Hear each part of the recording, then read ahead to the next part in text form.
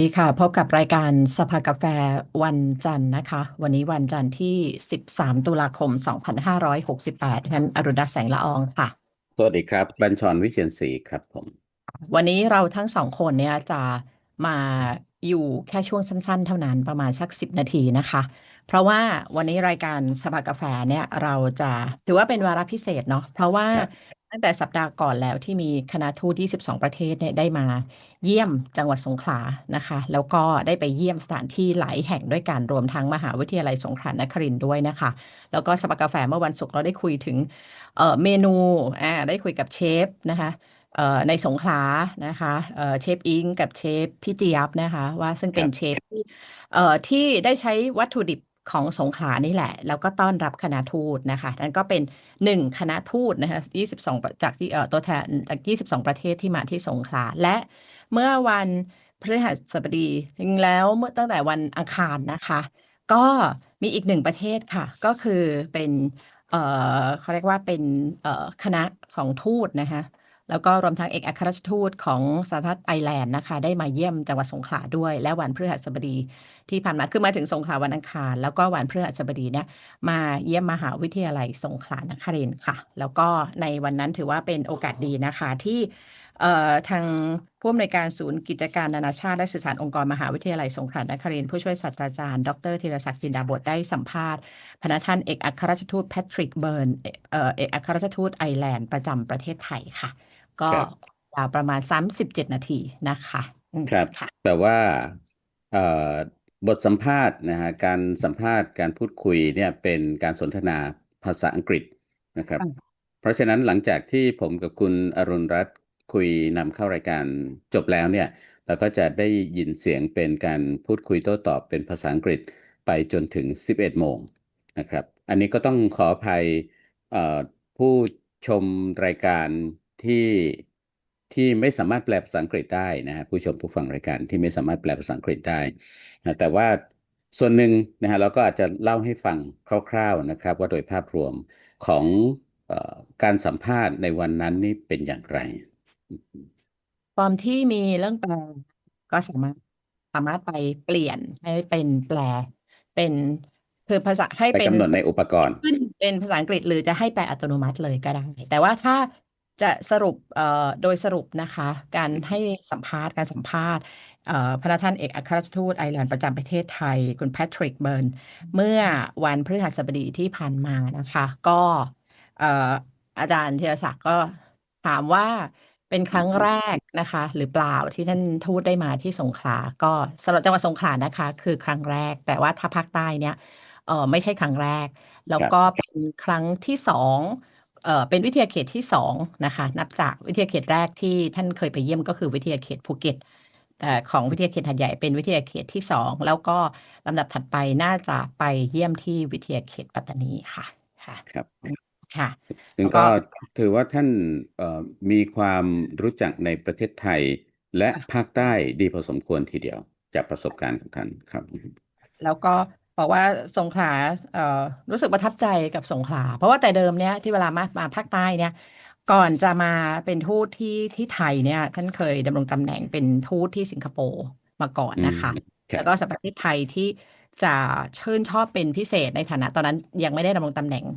เป็นทูตที่ไทยเนาะก็คือกระบี่เพราะว่ากระบี่เนี่ยก็คือเป็นเมืองท่องเที่ยวแล้วก็ไปเที่ยว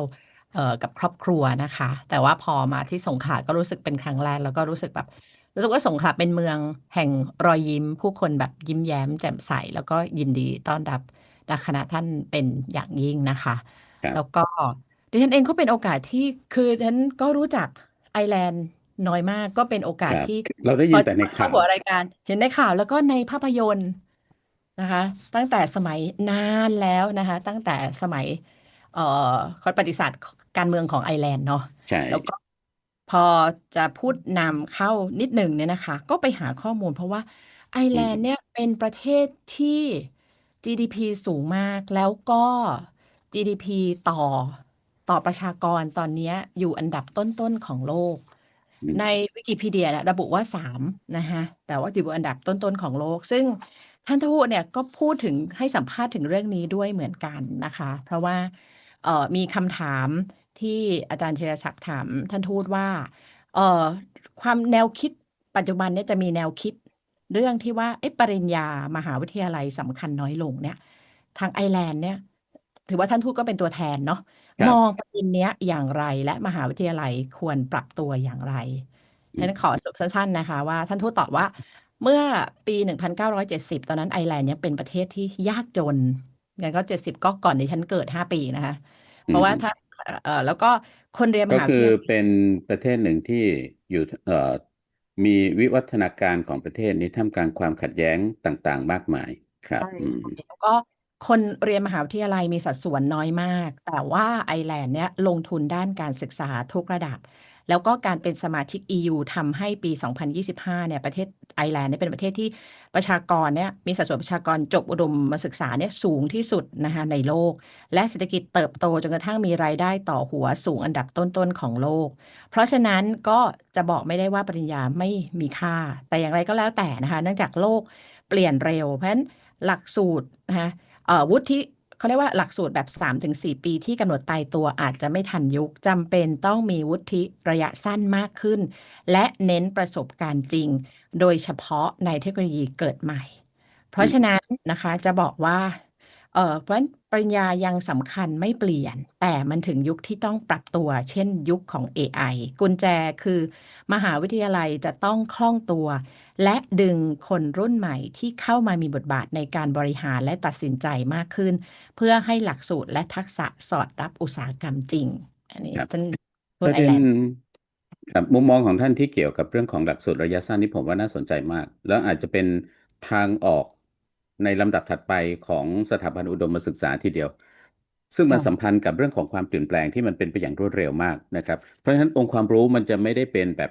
สายทานยาวที่จะเรียนกันยืดยาวซึ่งพอเริ่มต้นเป็นมะลิซ้อนเนี่ยบางทีความยาวของมันเนี่ยพอแตกใบอ่อนมันก็กลายเป็นมะลิลาไปซะแล้ว นะฮะในขณะที่หลักสูตรระยะสั้นเนี่ยมันปรับตัวได้ตลอดเวลาแล้วมันก็จะตอบสนองทุกๆคนและมันก็หมายถึงว่าคนที่เรียนจบในระดับหนึ่งแล้วเนี่ยเขาก็ยังสามารถเรียนรู้ผ่านหลักสูตรระยะสั้นได้ตลอดเวลาเพื่อไปต่อยอดตัวความรู้ในการทำงานของเขาในขณะที่ทำงานเขาก็สามารถแวะมาเรียนนะฮะสลับไปเรียนหรือว่าเรียนไปควบคู่กับทำงานได้ผมว่าเป็นแนวทางที่น่าสนใจทีเดียวแล้วก็ 10 ปีของของความสัมพันธ์ของประเทศไทยกับไอร์แลนด์นะคะแล้วก็รวมทั้งท่านทูตได้พูดถึงอนาคตความร่วมมือทางวิชาการระหว่างมหาวิทยาลัยสงขลานครินทร์ทุกวิทยาเขตนะคะต่ออืมประเทศไอร์แลนด์ด้วยและที่น่ารักกว่านั้นคืออาจารย์ธีรศักดิ์ได้ถามถึงว่าสถานีก็ถือว่าเป็นเราเป็นตอนนี้ไม่ใช่วิทยุอย่างเดียวเนาะเราเป็น ครับ broadcasting เนี่ยนะคะก็คือมีสื่อหลายอย่างเป็นแล้วก็ หน่วยงานสื่อสารนะที่อยู่ภายใต้การดูแลของมหาวิทยาลัยประเด็นนี้เหมือนกันว่าPSU Broadcast เนี่ยเป็นสื่อสาธารณะของมหาวิทยาลัยไอร์แลนด์มีสื่อในสถาบันการศึกษาลักษณะนี้ไหมท่านทูครับตก็ตอบว่าลูกสาวท่านทูตเนี่ยเรียนสื่อสารมวลชนนะคะที่ Dublin City University แล้วก็ทำงานอยู่แล้วก็ได้ช่วงเรียนก็ได้ทำงานอยู่ที่ DCU Radio นะคะแล้วก็ออกอากาศเป็นเหมือนบรอดแคสต์เหมือนกันที่เราไปเนี่ยค่ะของมหาวิทยาลัยแล้วก็ออกอากาศในโซนทางด้านเหนือของเมืองซึ่ง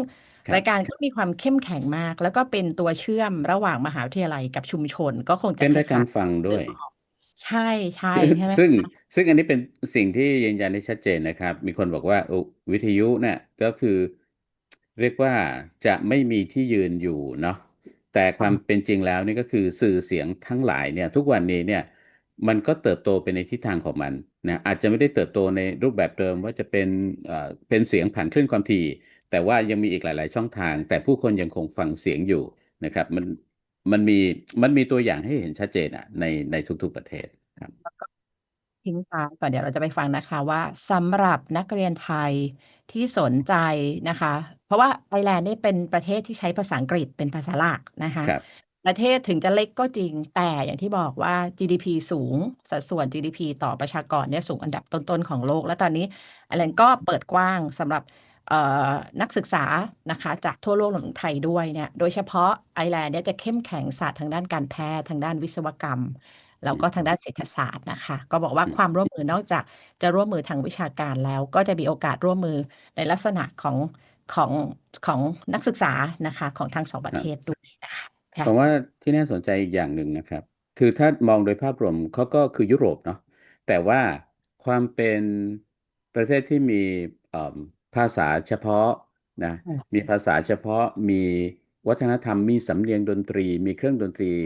ในแนวแบบของตัวเองด้วยเนี่ยเพราะฉะนั้นตัวศิลปะที่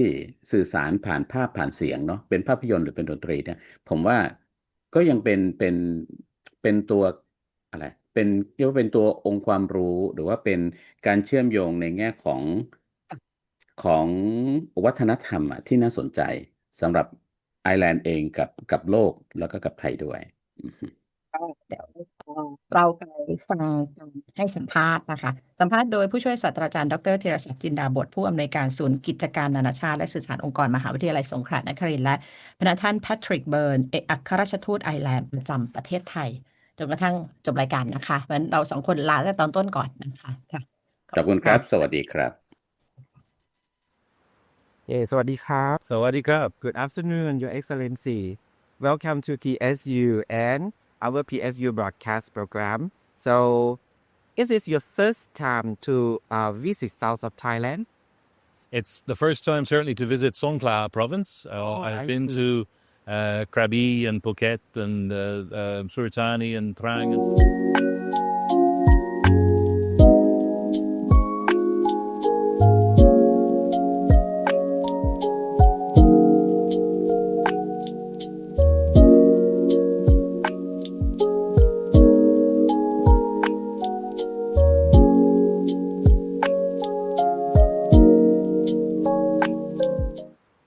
สวัสดีครับ สวัสดีครับ Good afternoon, Your Excellency.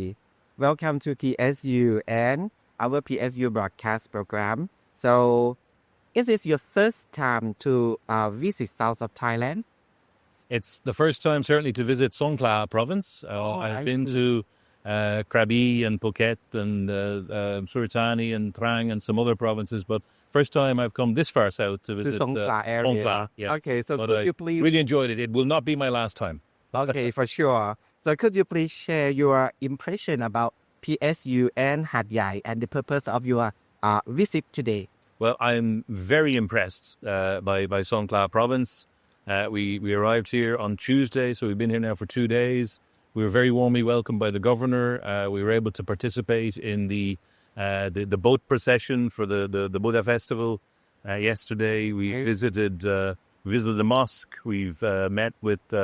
economic agencies, and we spent all of today at Princess Songkhla University. We were warmly greeted by the president. We met several of the faculties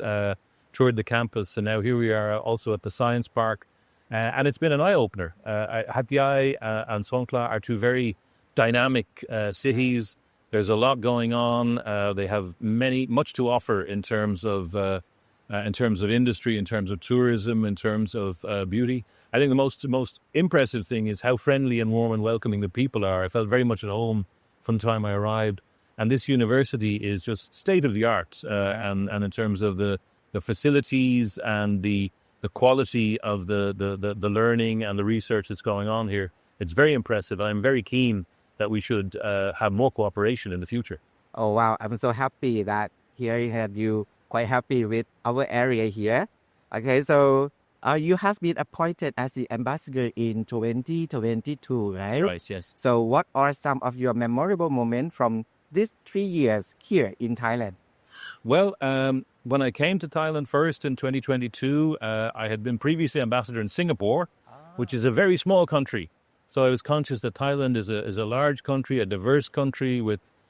so many different regions and provinces, 76 provinces in Bangkok. So I remember when I was speaking with His Majesty the King, when I was presenting him with my credentials, I said to him that I was going to try and make an effort to visit as many provinces as I could in Thailand. So for me, the best experiences, the best memories really have been traveling around the country, visiting Chiang Mai, Chiang Rai in the north, visiting Nakhon Phanom and Sakon Nakhon and other parts of Isan in the northeast, and coming down here to the south as well. I've always had a very particular love of Krabi, which is a place I holidayed with my family long before I came here as ambassador. But now I think as of now, probably my new favorite province is Songkhla province. As I said, The people here are so warm and friendly, and I'm so impressed by what's happening here. And so I think there have been so many memories. It would be hard to pick out one or two in my time in Thailand. I think really it's about the people. The people of Ireland and the people of Thailand have so much in common. Ireland is known as the country of 100,000 welcomes. Thailand, of course, is known as the land of small. To staying in Thailand for 3 years already. Okay, and the time has gone by very fast. Very fast. Very fast. I'm It very seems happy. like only yesterday that I arrived, and I wish I could stay here for many more years. Right. I'm very happy that you select Songkhla as your destination for today as well. Okay, so we are fortunate to have some academic collaboration with the Irish University already. But these tend to be based on the individual connection or by chance only. However, PSU is always keen on furthering academic partnership and joint research with the Irish institution. So do you see any possible roles of the Irish Embassy in facilitating such endeavor? Absolutely. And that's very much been the focus of my meetings here today with the president and with the deans of the various faculties. This is actually my second visit to Prince of Songkhla University because my first visit was to the campus in Phuket. Phuket campus. Some months ago. So I've now visited 2 of the 5 campuses, and I've also agreed with the president of the university today that we will pay a visit together to Pattani campus soon. But you're right. There has been a lot of exchange and collaboration between Ireland and Prince of Songkhla University, individual students, individual academics, individual projects in the past. But we do want to put more structure on that, and we do want to make it more strategic. We have a government-to-government memorandum of understanding to encourage education links and academic links between the 2 countries. And many Irish universities have institutional and structured links with some other universities, not only universities based in Bangkok, such as Chulalongkorn and Mahidol and Kamaset and Kasetsart, but increasingly now universities in provincial universities, if I can put it that way. So I have made a point of, in my travels around the country, of visiting as many universities as I can, from Chiang Mai to Khon Kaen, Throughout the nation. to Nakhon Phanom, and now here in Songkhla as well, to speak exactly about this. And today we have identified a number of areas where there's scope for more structured collaboration and exchanges in medical studies and medical research, in liberal arts and English language and literature,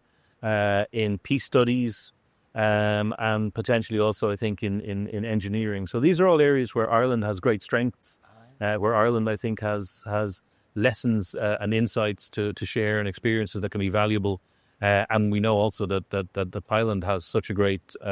academic tradition and such great research going on. And I've, for example, been really impressed by what we've seen in terms of the medical faculty and the medical facilities here, and also what we've seen so far. And I look forward to hearing more about what's happening and the programs that are being developed at the PSU Science Park. So there's lots of opportunities, and we really do want to take that onto a more structured footing, so that will be sustainable cooperation into the future. Oh, sure. So beyond Phuket campus, Hạt Dạy campus, Pattani campus, we also have Trang campus. Yes. And Surat Thani campus. Yes. So if you have time, maybe we can extend the collaboration to throughout 5 campuses. I would. I now feel like, in addition to promising to visit all the provinces of Thailand, I'm now promising to visit all the campuses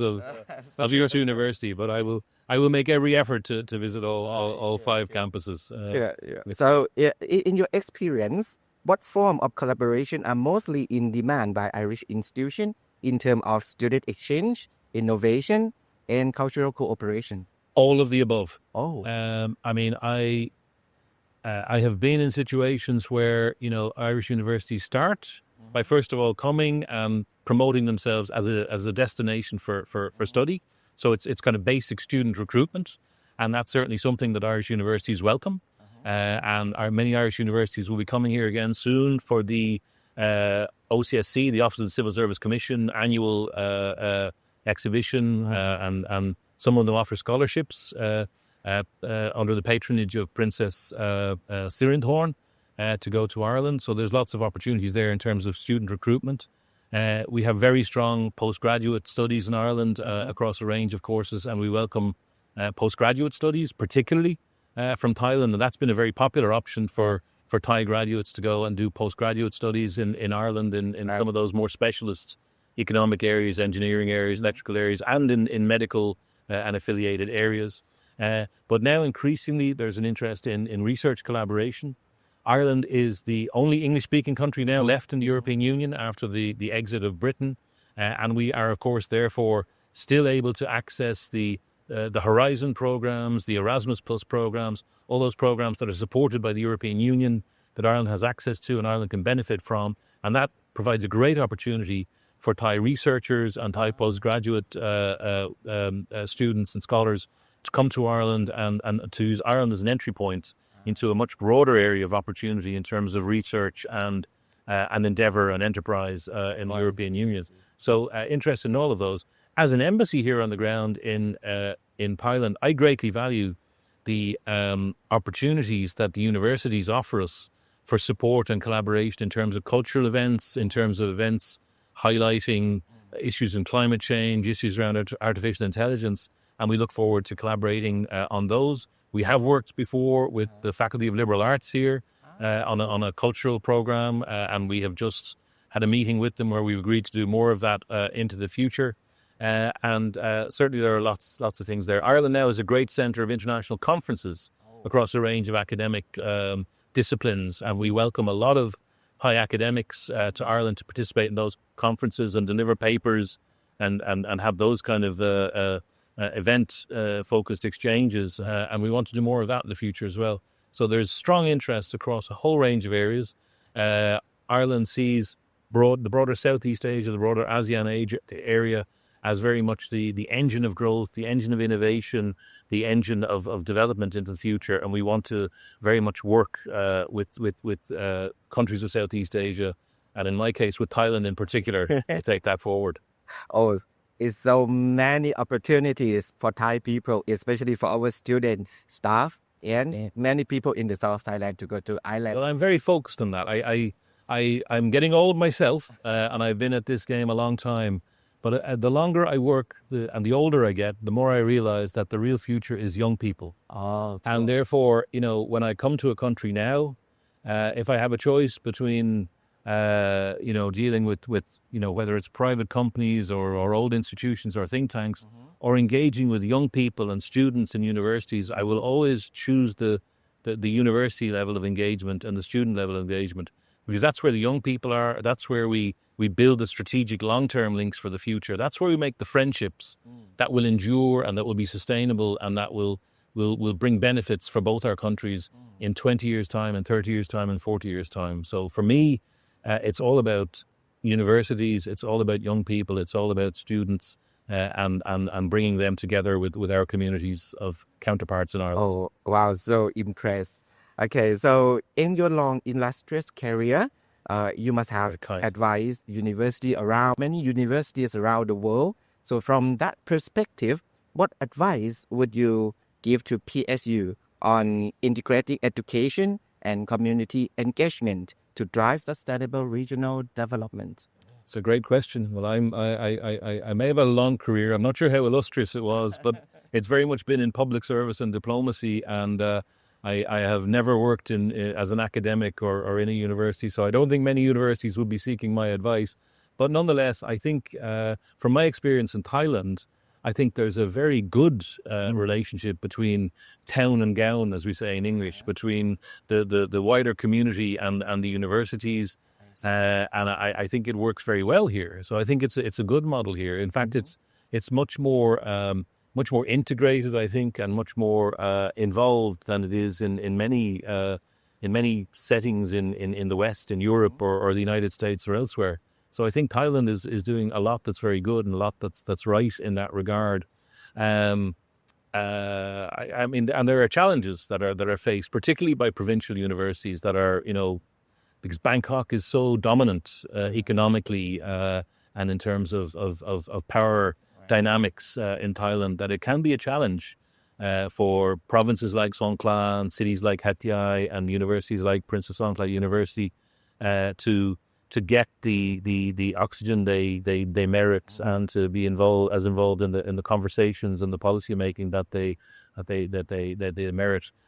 So I suppose that would be the one piece of advice I would give, is that the universities and provincial authorities and city authorities and secondary and tertiary cities, they have to stand up and speak about the evidence that's there, the research there, the analysis that's there that shows that investment in resources and infrastructure and employment creation in parts away from the capital, away from the big cities, yields more in terms of benefits for the people and benefits for the country overall economically than continuous focusing of resources on major cities and on the capitals. This is borne out in World Bank studies and World Bank reports. And I think there is now a beginning to be a grasping of that, and recent policies to decentralize more power and more budgetary responsibility, I think are beginning to take fruit. But I think universities also have to stand up and be advocates for that decentralization and demand also that occurs, because I think that's very important. Okay, so it's like more communication to the world from university as well. Absolutely. And even in Ireland, which is a small country with a small population, in terms of our university structures, until recently, I suppose, Ireland would have been characterized as a country with three major universities in the capital city, and two in secondary cities. So 5 universities, but 3 of them in the capital Dublin, one in Galway and one in Cork, really beyond that. Now we have, I think it's 13 universities, but they're very much spread throughout the country. So there are, there's still a cluster in Dublin, but there are universities. There's our Atlantic University, which has campuses in the north and the east. We have campuses in the west. We have campuses in the south, and universities in the centre of the island as well. And our national development policies, everything is designed towards better decentralized development, more creation of employment opportunities. Our inward investment policies are geared towards bringing investments in factories, pharmaceutical plants into parts away from the capital. And I think these are the kind of policies that are really interesting and should be, I think, examined and considered elsewhere. I'm certainly not coming as an Irish ambassador and telling the Thai government or Songkhla Province or Prince of Songkhla University how to do their business. But I think these are some of the policies that have worked well in Ireland and are helping us. Okay, so thank you very much for your advice. We hope that our university administrative team gonna take your advice to do something with this advice. From what I've experienced so far, the Prince of Songkhla University leadership and administration are very articulate, they're very focused, they have a great vision, and they're able to communicate it very well. So I have every confidence that they will defend and promote the interests of Songkhla very, very strongly, and the broader south, of course, as well. Okay, so this year marked as the 50th anniversary of Irish-Thai diplomatic relations. That's correct. Right? Yes. So I'm sure that the embassy has been organizing some events to make this auspicious occasion. So are there any upcoming events that we as the Thai citizen can participate in? We have had a very busy program since the beginning of the year. We have tried to focus it across a range, a range of areas of engagement. So to promote our sustainability priorities, we've been doing tree planting events in various locations throughout the country. And I spoke with the president of Prince of Songkhla University this morning, and he agreed in principle to collaborate with us to do a tree planting project here in Hatyai, which I think would be a good to have a symbolic representation of our shared commitment to sustainable development and to the future of the planet, and also a tangible, visible symbol of the engagement between Ireland and Prince of Songkhla University in our 50th year. So I think that's something that's important. But also I think the kind of engagements that we have discussed with the different faculties, including with the liberal arts faculty, the possibility of of student exchanges and academic exchanges, and possibly a public literature competition, again can provide an opportunity to participate. We have produced a logo jointly with the Thai Foreign Ministry to celebrate our 50 years of friendly diplomatic ties, and that was the result of a competition which we opened to the public, and we invited young students and graphic artists and others to come up with their design ideas. And we got some beautiful and very clever and very meaningful and symbolic entries into that competition. and we chose a logo which I might be able to show you later if one of my colleagues can bring us some of our examples, which brings together the colours of Thailand and Ireland and a very stylized representation of 550, which is includes the harp strings, which is our national symbol. I'm not sure I have my card here, but Ireland, I think, is the only country in the world that has a musical instrument as its national symbol. The harp. We have no guns or swords or spears or weapons in our flag. We have a harp as our national symbol. Our harp, our flag is a symbol of peace. Our National Day is a celebration of a person who brought culture and education and learning and philosophy to our country. So these are I think the core values of Ireland. This is what we want to celebrate during our 50th anniversary, and I think it's areas where we have a lot of issues in common with Thailand. So we want to celebrate that in business, with stronger academic links, with outreach to the public, with cultural engagement, and as I said, in the area of sustainability as well, through planting trees and through highlighting our shared commitment to combat the impacts of climate change. So tree planting project is quite absolute super, because here in PSU we are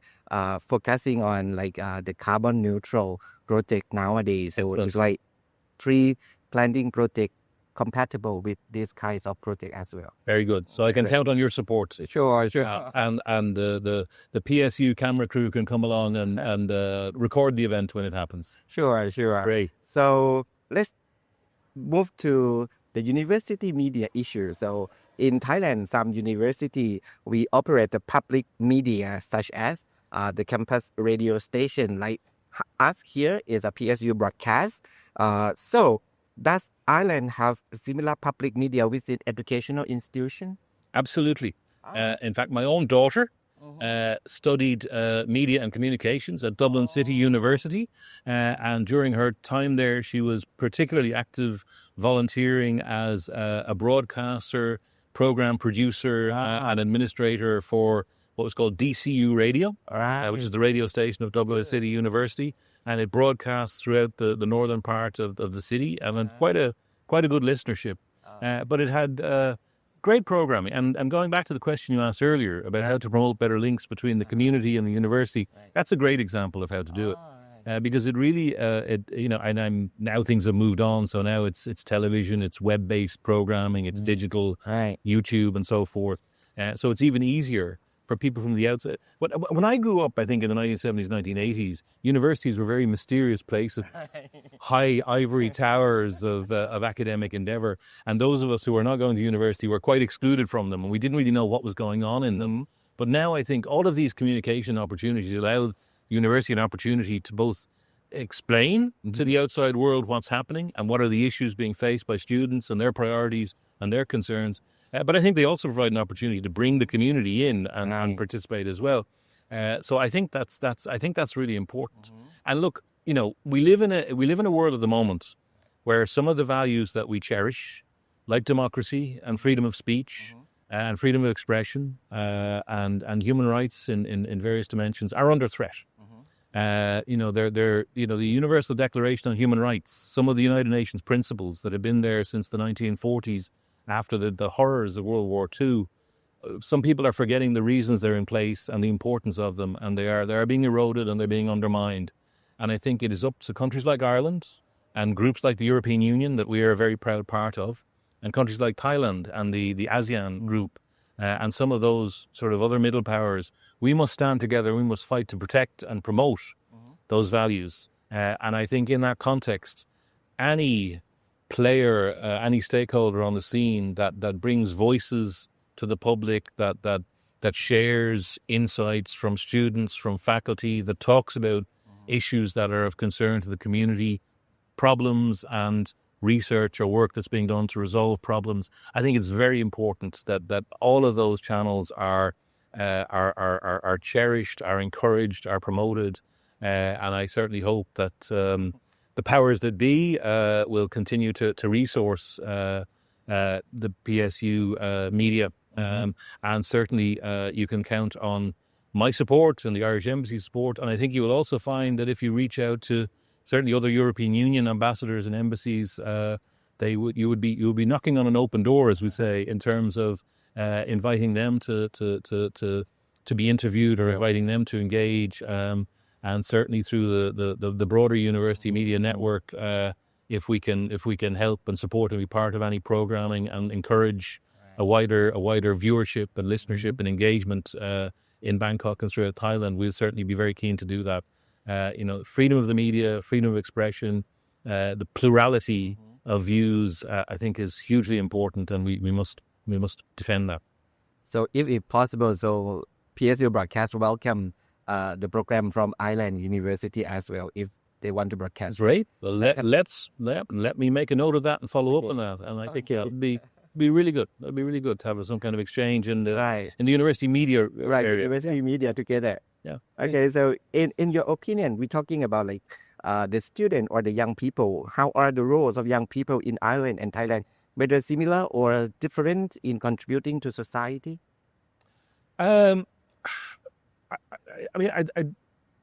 always like to focus on the similarities and the commonalities between societies. So as I said, I think Ireland and Thailand are very similar in many ways. Very welcoming, very friendly, a very strong sense of community. I think there's a strong sense of spirituality and decency and politeness and courtesy. This what we call Thainess is also something that's very, very strong in Ireland as well. But Ireland is probably a little maybe in a different direction or a little ahead of Thailand. I don't know, in terms of I suppose being exposed to Western modernism, more liberal expression and so forth. So I find in Thailand there is a kind of a conservative sort of respect for age and seniority in it, which is very beautiful, and which and as I get older, I am more respectful and interested in it. But I think what that has the effect of doing to some extent is to making young people a little more shy about raising their voices. They are very deferential towards people who are older, people who are more senior, and that is, as I said, very nice in its own way. But it shouldn't cause young people to self-censor themselves or to stifle their voices. In Ireland, young people are very forthright now, and they're very open. They have no shyness about speaking out. They have no concerns about debating people who are older than them or who've much more experience or much more seniority on them. They feel that they have just as much right to speak and just as much right to have their say as anyone else. And I think that's really the good thing. And I think and as long as that's done in a respectful way, and in a polite way, and in a way that doesn't cause offence, I think it adds hugely to society. I think for too long, in my experience, Ireland was governed by pale, male, and stale. It was people like me, well over the age of 50, with grey hair, and invariably men who ran our country. And we made a lot of bad decisions, a lot of bad mistakes, and we tended to make policies for half the population or less. Rather than making policies and decisions for all the population. So now, for example, I think it's wonderful that Ireland now has made such strides towards gender equality, and we have women much more represented in our politics, in our administration, in business, in diplomacy, making a huge positive addition. But also younger people. Until 10 years ago, we had not had a prime minister under the age of 50 in Ireland. And now in the last 10 years, we've had two prime ministers in their 30s. One of them was a gay man who was the son of immigrants from India. Leo Varadkar. Now we've had Simon Harris, who was the same age as Paetongtarn Shinawatra when they both became prime ministers a year ago or so. So I think that's a sign of youth. We have more young people now in our government, more young people in our parliament, more young people leading universities and so forth. And I think that is what's helping not only to make Ireland a very dynamic, innovative, economically successful country, but to keep Ireland at the cutting edge of new technologies, for example, such as artificial intelligence and Internet of Things. Where it really is, it's the skills and it's the energy of youth that is needed to drive that forward. So I think there's something there. I think that hopefully can be instructive for Thailand. That Thailand can preserve that wonderful, beautiful respect for age and respect for seniority and respect for wisdom, while at the same time making sure that doesn't in any way inhibit young people from putting their voices forward and having their say. Okay, so just deal with the younger generation. In recent years, some younger generation, they express the new idea that university degree are becoming less important. So how does Ireland view this notion, and how do you think university should adapt to this changing perspective? Well,